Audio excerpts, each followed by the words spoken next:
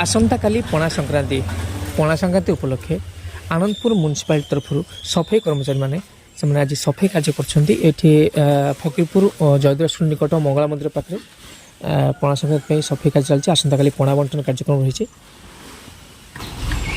आनंदपुर पौर परिषद तरफ आसीथिबा समस्त सफाई कर्मचारी को फकीरपुर वार्ड नंबर 11 सत्यदास तरफ मास्क बंटन कार्यक्रम कराई। जेहेतु सफाई कर्मचारी मैंने सब बेले डस्ट सहित सामना करछन्ती तो सेमानकु जेते पारिबे संभव जनका 2-3-4 लेखा मास्क भी दिखाई।